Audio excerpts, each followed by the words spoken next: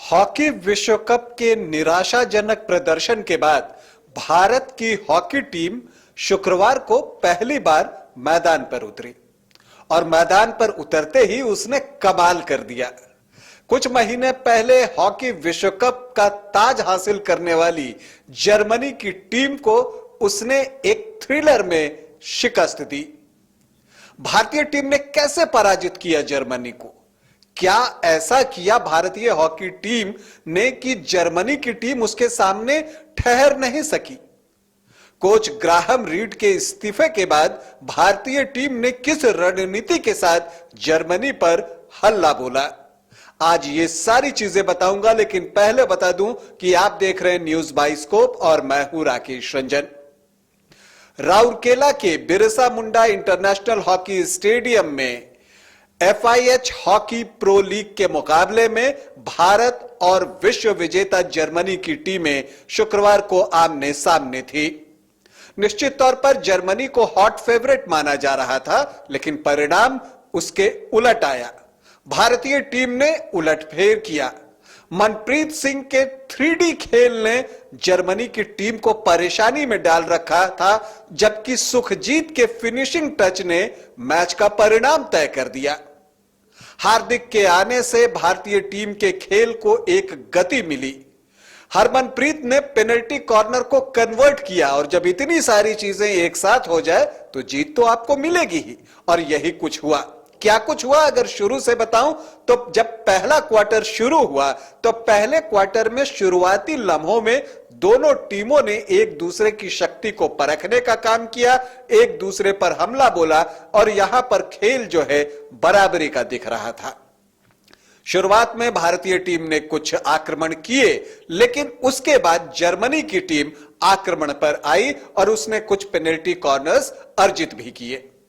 वहां पर PR श्रीजेश का शानदार बचाव आया। भारत के बेहतरीन गोलकीपर PR श्रीजेश, उन्होंने कुछ अच्छे बचाव किए और उसकी वजह से जर्मनी की टीम कोई भी गोल कर पाने में सफल नहीं हो सकी। अगर हम पहले क्वार्टर की बात करें तो जर्मनी को 3 पेनल्टी कॉर्नर मिला था, लेकिन वो एक को भी कन्वर्ट नहीं कर सकी। और पहले क्वार्टर में भारतीय टीम के अगर हम प्रदर्शन की बात करें तो इसने कोशिश ये की भारतीय टीम ने कि वो आक्रमण करे और तेजी से पीछे की ओर आकर अपने गोल पोस्ट की रक्षा करे, डिफेंस को मजबूत बनाए ताकि जर्मनी को गोल करने का अवसर नहीं मिला। और पहले क्वार्टर में भारतीय टीम इसमें सफल भी रही। पहला क्वार्टर जब खत्म हुआ तो स्कोर था जर्मनी 0 भारत 0। दूसरे क्वार्टर की शुरुआत के साथ ही जर्मनी ने आक्रमण तेज कर दिए, लेकिन भारत का डिफेंस मजबूत रहा। और तारीफ यहां पर मैं मनप्रीत की फिर से करूंगा। मनप्रीत, जो मैंने कहा ना कि 3D प्लेयर के तौर पर दिखाई दिए शुक्रवार को, उन्होंने जहां पहले क्वार्टर में आक्रमण की बागडोर संभाली, जबकि वो कल डिफेंस में खेल रहे थे लेफ्ट डिफेंस के तौर पर, तो वहां उन्होंने आक्रमण की शुरुआत की थी पहले क्वार्टर में, तो दूसरे क्वार्टर में उन्होंने कई बार बचाव भी किए और मैंने उन्हें पेनल्टी कॉर्नर के दौरान पहले रशर के तौर पर भी देखा। अमित रोहिदास टीम में नहीं है तो मनप्रीत ने वो जिम्मेदारी संभाली। इतने अनुभवी खिलाड़ी हैं, इतने पुराने खिलाड़ी हैं, सीनियर खिलाड़ी हैं, लेकिन उन्होंने जिम्मेदारी ली और पहले रशर की भूमिका निभाई। तो जो उनका 3D खेल था वो देखने को हमें मिला। मनप्रीत और हार्दिक के आने से आप कहते हैं ना कि वो एक गति मिल जाती है, गेंद उनके पास आती है तो बस वो तेजी से भागने लगते हैं। खैर, दूसरा क्वार्टर जो है वो चलता रहा, ऑलमोस्ट जो है वो फिनिशिंग के पास पहुंच गया दूसरा क्वार्टर, जहां पर जर्मनी ने दूसरे क्वार्टर में बॉल पोजीशन ज्यादा रखा, सर्कल पेनिट्रेशन ज्यादा किया, पेनल्टी कॉर्नर भी अर्जित किया। भारत को दूसरे क्वार्टर के अंतिम लम्हे तक कोई भी पेनल्टी कॉर्नर नहीं मिला था, लेकिन बिल्कुल आखिरी मोमेंट में मनप्रीत के प्रयास से भारतीय टीम को वो पेनल्टी कॉर्नर मिल गया, जिसकी की उसे तलाश थी। हालांकि हुटर बज चुका था तो लगा कि शायद ये पेनल्टी कॉर्नर चला जाएगा, लेकिन रेफरल लिया गया और उसके बाद भारत को पेनल्टी कॉर्नर लेने की अनुमति दी गई और हरमनप्रीत ने वो पेनल्टी कॉर्नर के लिए हिट लिया। हार्दिक ने इंजेक्ट किया था और शानदार गोल और दूसरे क्वार्टर की समाप्ति पर भारत 1-0 से आगे।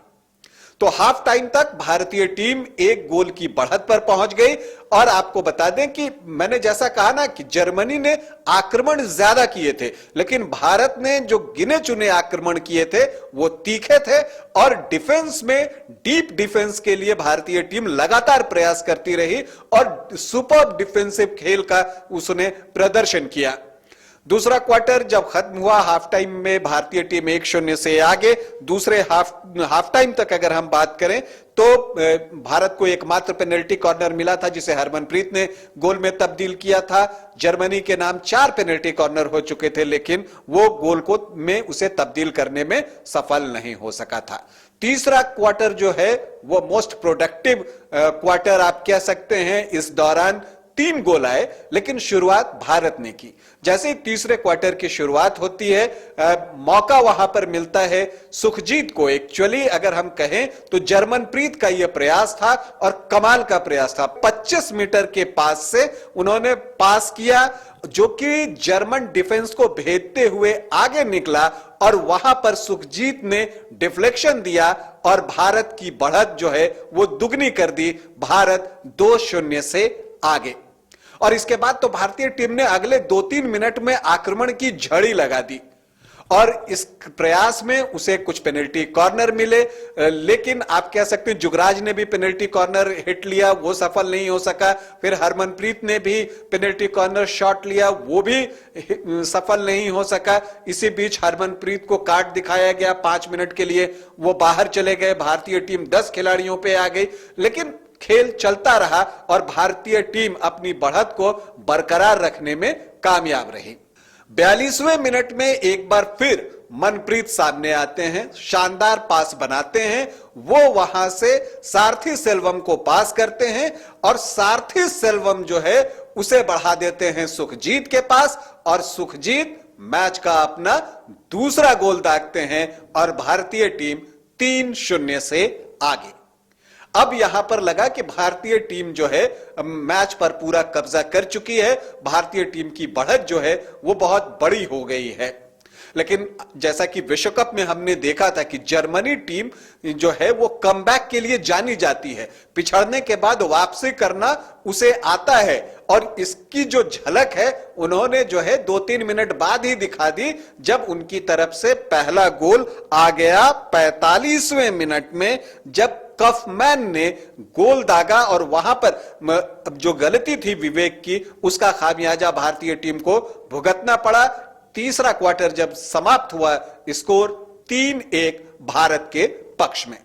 चौथे क्वार्टर में भी भारतीय टीम डिफेंसिव बनी रही, जर्मन टीम को अपने गोल पोस्ट से दूर रखने का प्रयास करती रही और इसमें सफल भी रही काफी देर तक। लेकिन 58वें मिनट में जर्मनी ने फिर से एक मौका बनाया और वहां मुलर के पास पर स्ट्रेटॉफ ने गोल दागा और स्कोर लाइन हो गया 3-2। मतलब सिर्फ एक गोल से जर्मनी की टीम पीछे, 2 मिनट का खेल बचा हुआ था। तो एक आप कह सकते हैं कि धड़कनें थोड़ी तेज जरूर हो गई थी कि पता नहीं अब क्या होगा, लेकिन ऐसा कुछ हुआ नहीं। भारत ने वो 2 मिनट न सिर्फ निकाला बल्कि आखिरी लम्हों में भारतीय टीम को जो है एक पेनल्टी स्ट्रोक भी मिला और आप कह सकते हैं कि दिलप्रीत के प्रयास पर वो पेनल्टी स्ट्रोक मिला था, लेकिन हरमनप्रीत वो चूक गए। तो स्कोर 3-2 ही रहा। 40 सेकंड बचे थे इस पेनल्टी स्ट्रोक के बाद, लेकिन जर्मनी की टीम उसमें गोल नहीं कर सकी और भारतीय टीम ने 3-2 की जीत हासिल की और पूरे 3 अंक हासिल कर लिए।